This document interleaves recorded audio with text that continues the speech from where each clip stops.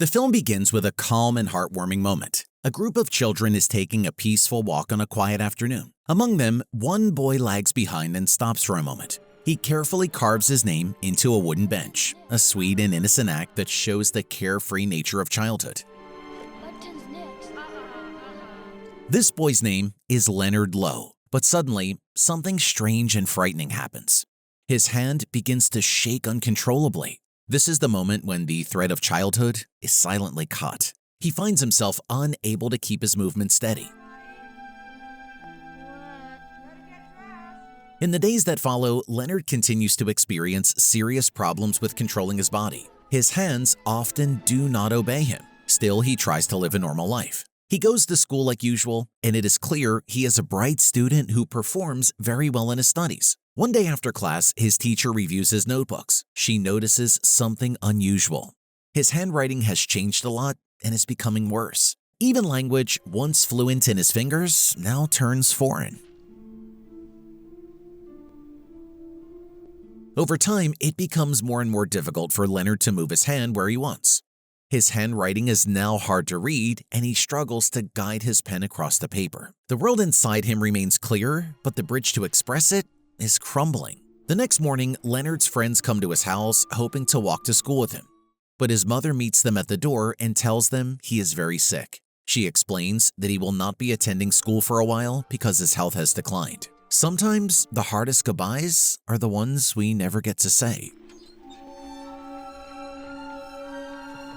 The story then jumps ahead many years to the year 1969 in the Bronx. We are introduced to a quiet, kind-hearted doctor named Malcolm Sayer. He is applying for a job as a neurologist at a hospital that cares for patients with long-term severe brain and nerve conditions. Inside the interview room, the doctors conducting the interview appear unsure about Dr. Sayer's ability to handle the job. They question his experience with this type of patient.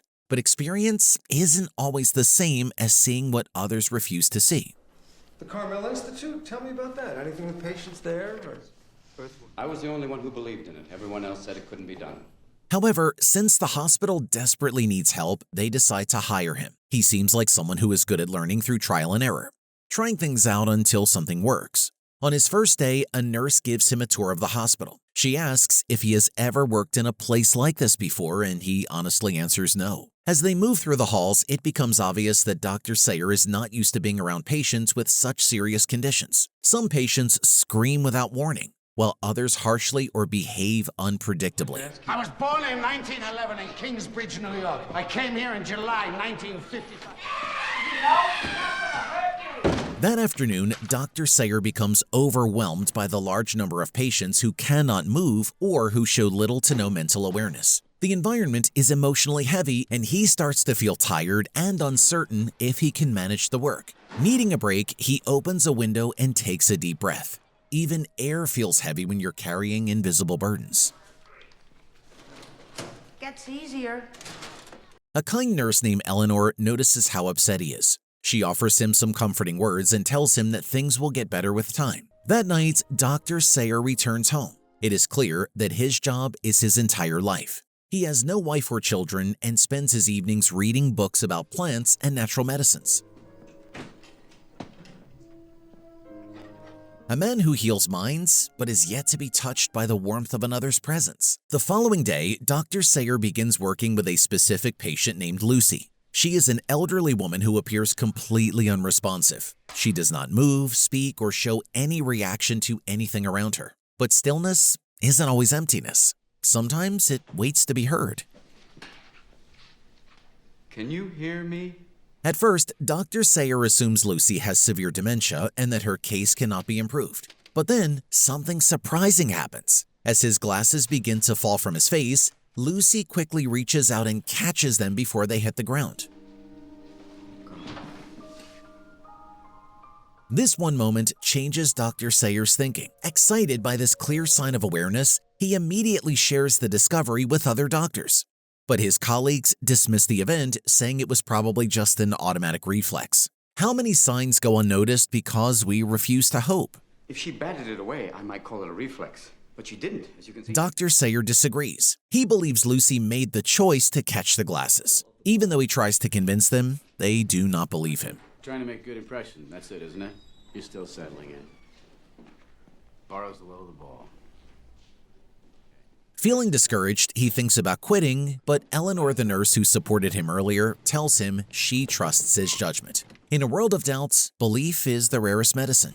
I just wanted to say to you, I preferred your explanation. Her belief in him gives him renewed energy and motivation. He continues observing his patients, especially those who seem unresponsive. Thank you. He pays close attention to their actions and tries to notice any patterns. Later, while working with Lucy, she removes some objects blocking her path. To his amazement, she starts walking slowly. Each step feels like a whisper from the past coming alive again. Excuse me. But then, she stops walking suddenly. Dr. Sayer cannot figure out why. Lucy, you're almost there. Come on. After this, he turns his focus to another patient, Leonard Lowe. We realize that this man is the same Leonard from the beginning of the story, but now he is an adult, frozen in a motionless state. Time did not age him, it only pressed pause. Leonard's elderly mother shares with Dr. Sayer that her son can no longer speak, but she insists he still finds ways to connect with her. When Dr. Sayer asks how, she responds that he would understand if he had children of his own. Some bonds speak in silence, some love needs no proof. You don't have children. If you did, you would know. This response makes Dr. Sayer even more curious. That evening, he and Eleanor stay late at the hospital studying old patient files. When they finally leave, Eleanor asks if he would like to get tea and take a walk. Dr. Sayer shyly says he already has plans. I made other plans.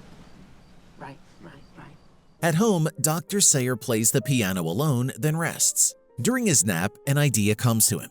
A possible solution to the mystery of his patient's condition. The next morning, he returns to the hospital with renewed focus. He discovers a strange pattern in the patient's histories. Many of them fell into this frozen state at around the same time, suggesting a shared cause. How much the infection had damaged the brain. They could no longer dress themselves.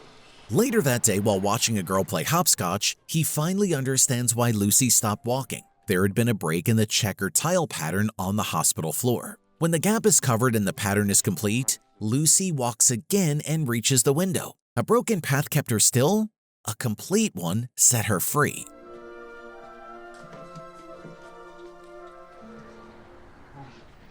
She's looking out the...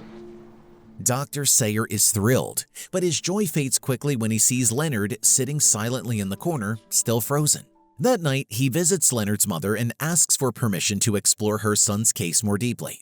She tells him how Leonard's condition slowly got worse when he was a child, how he gradually lost his ability to move or speak. When Dr. Sayer asks what Leonard loved most, she replies, reading. He loved to read. He read all the time. Even in silence, Leonard's mind was still turning pages. Feeling inspired, Dr. Sayer begins doing more tests. He calls Leonard's name while watching his brain activity on a monitor. He is amazed when Leonard's brain shows a response. Motivated by this, he starts encouraging all of his patients to take part in simple activities like passing a ball to one another.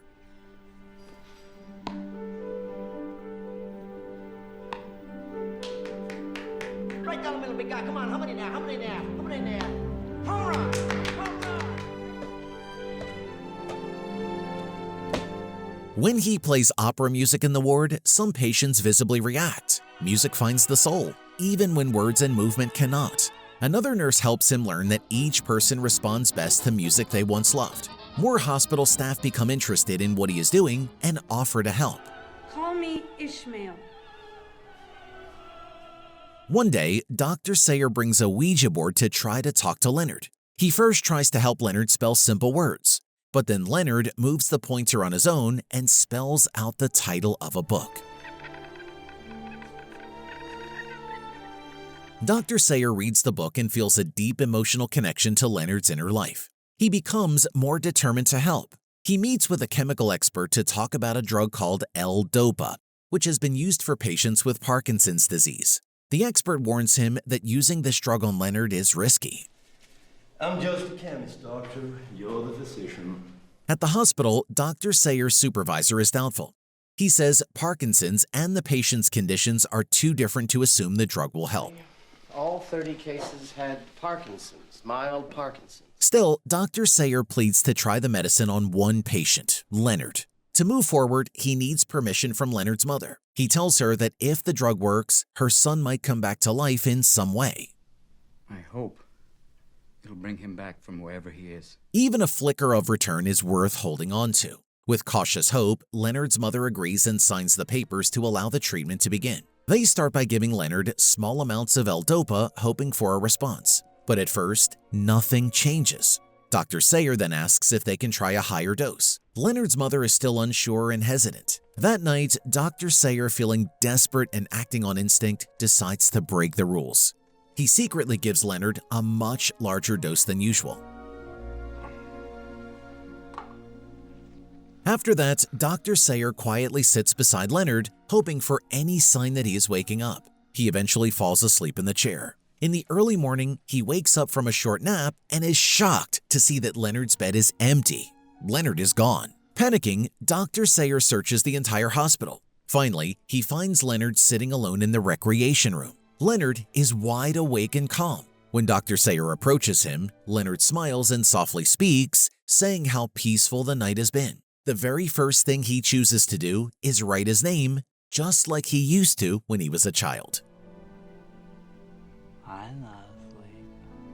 As the morning continues, Leonard starts to notice the world around him. He is soon reunited with his mother.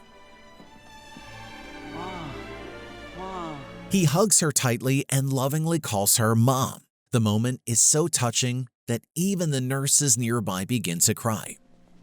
My name is Eleanor. Leonard then introduces himself to the hospital staff. He is kind, well-spoken, and thankful to everyone. Slowly, he begins relearning how to eat, shave, and take care of himself again. But the next day, when he sees his reflection in the mirror for the first time, he becomes frightened. He realizes that he is no longer a young boy. He has become a grown man while he was asleep. Sailing in the sky. That night, Leonard is filled with fear. He worries that if he falls asleep, he might wake up frozen again and unable to move. In that moment, he becomes like a scared little boy, needing comfort and safety. His mother gently sings to him, and eventually, he falls asleep. Sailing in the sky. By the next day, Leonard feels more confident. He starts to care about his appearance, wearing nice clothes and neatly combing his hair. He begins reading again and regains his natural charm. Dr. Sayer takes him on a drive. As they pass through the city, Leonard recognizes familiar places from his childhood, including his old school. That's my school. Really? He also notices how much the world has changed. New music, new styles of clothing, and even how people behave. Dr. Sayer buys him an ice cream, which Leonard enjoys while sitting on a bench. It is the same bench where he carved his name many years ago. Later, Leonard visits a lake and climbs onto a rock, enjoying the simple joy of being alive. When they return home, Leonard notices that Dr. Sayer lives alone. You're not married? Dr. Sayer admits that he likes women but isn't very good at talking to them. Leonard jokes that he knows the doctor likes Nurse Eleanor. Back at the hospital, Dr. Sayer's boss warns him that continuing Leonard's treatment is too costly. Dr. Sayer suggests that if they share Leonard's powerful story, they might be able to raise money through donations. Although his boss doubts it will work, many hospital staff start supporting Leonard because they are inspired by how much he has changed.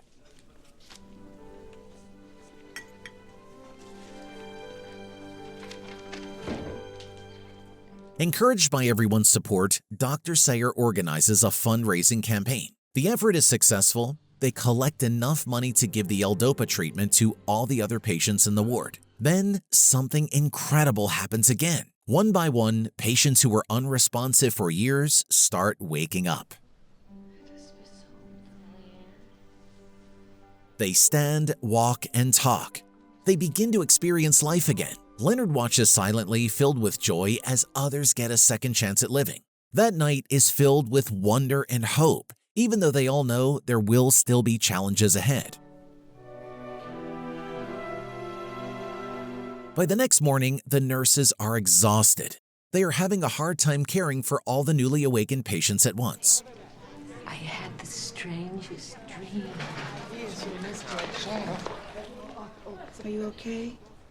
Each patient reacts differently to their unexpected recovery. One woman insists everything she went through was just a dream. Another woman quickly asks for makeup and hair dye, eager to feel beautiful again. Someone else happily requests a juicy steak. He is excited to taste real food after so many years. Overall, the patients are happy just to be alive. However, many of them are confused and unsure what year it is. It's 26, silly. One emotional moment happens when a woman sees her boyfriend again. Their reunion is full of emotion and surprise. Seeing their joy, Dr. Sayer plans a group outing for all the patients. But Leonard refuses to join. He has become deeply interested in a beautiful girl he saw at the hospital. Leonard starts paying extra attention to how he looks. He tells Dr. Sayer that he wants to stay at the hospital instead of going out with the group. Why? What's wrong? I'm okay, just... Later, he goes up to the girl. She asks if he is following her. Leonard quickly explains that he is actually a patient at the hospital. She finds this hard to believe because he seems healthy compared to the others. You don't look like a patient. While other patients are dancing and celebrating their return to life, Leonard spends time talking with the girl. She tells him about her father who is in a coma. She visits him often, even though he never wakes up. She believes that sometimes he is almost aware. Leonard tells her he understands. He used to be just like that. I received medication. Without it, I'm sort of like your father. But I'm okay now. Later, one of the female patients shyly asks Dr. Sayer to dance. He becomes nervous and unsure, but agrees. At the same time, Leonard says goodbye to the girl. He tells her that even if her father doesn't respond, he probably knows deep inside that she visits and loves him. Bye-bye. Bye. He knows. Your father, he knows you visited. Meanwhile, one patient finds out that her husband divorced her while she was in her coma. Her reaction is surprising. She says, "Thank God he did." Thank God. On the other hand, a male patient is heartbroken because he has lost his entire family. He says he now feels old and alone. The pretty girl whose name is Paula comes back to visit Leonard, but Leonard's mother gets upset. She says Leonard has never loved anyone before, only her. It's a bit ridiculous, all this girl business. One night, Leonard wakes up the doctor. He is deeply disturbed. He says that after watching the news, he now realizes that people outside the hospital have forgotten how to really live. They don't appreciate their freedom and simple things like friendship anymore. We've got to remind them. We've got to remind them how good it is. People have forgotten what life is all about. They've forgotten what it is to be alive. The next day, Dr. Sayer talks about Leonard's thoughts with a colleague. The colleague wonders if Leonard's sudden interest in beauty and life might be a symptom of mania. But then he also suggests maybe Leonard is acting this way because he has fallen in love. Leonard then asks for a serious meeting with the doctors. He wants the right to leave the hospital whenever he chooses.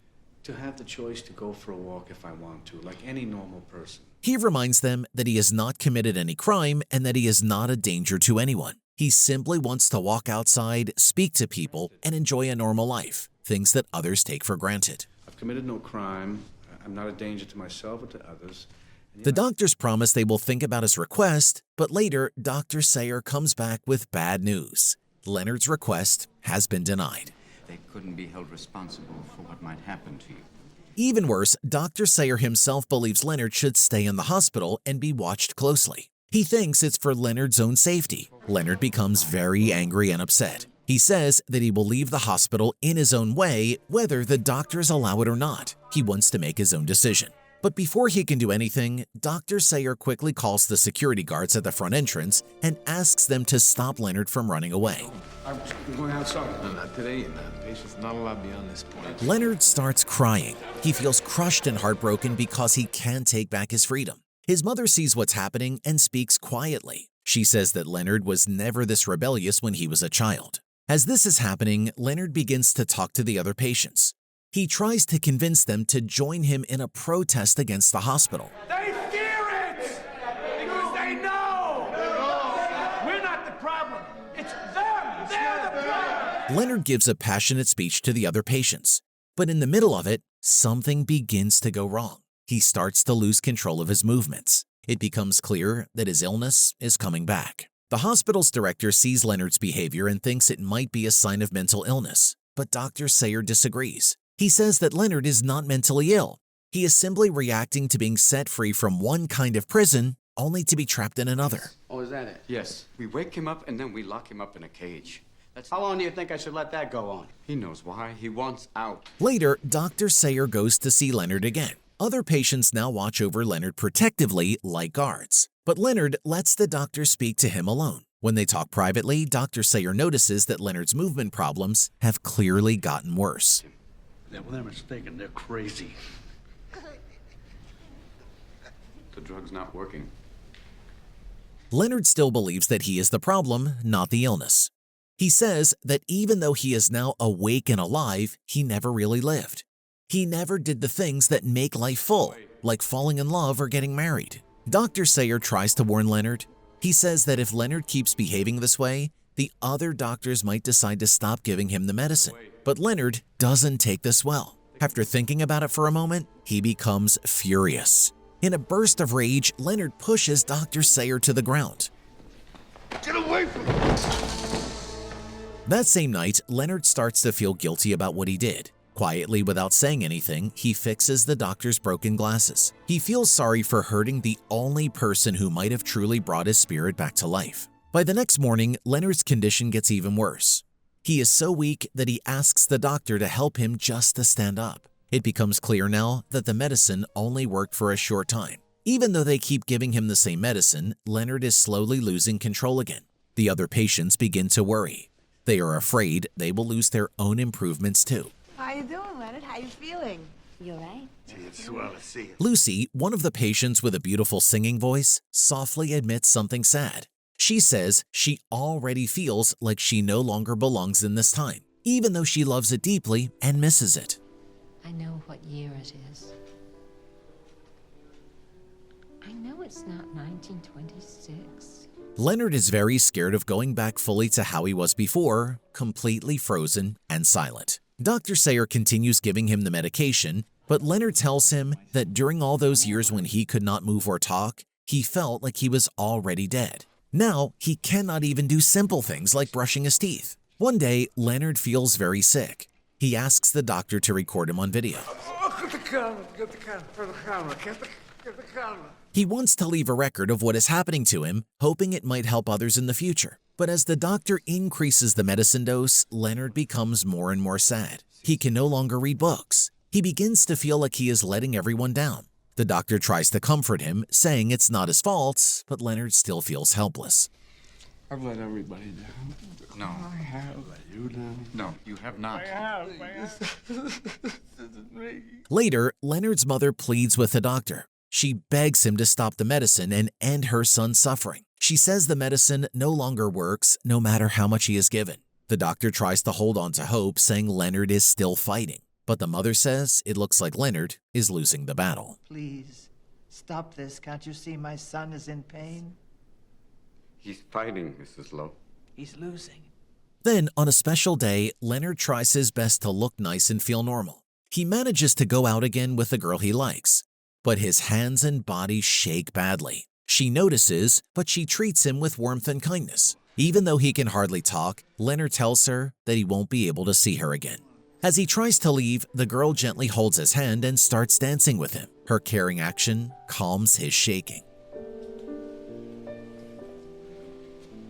That afternoon, Leonard slowly moves to the window to watch her leave for the last time. Later that night, he tries to draw again, but his hand no longer works.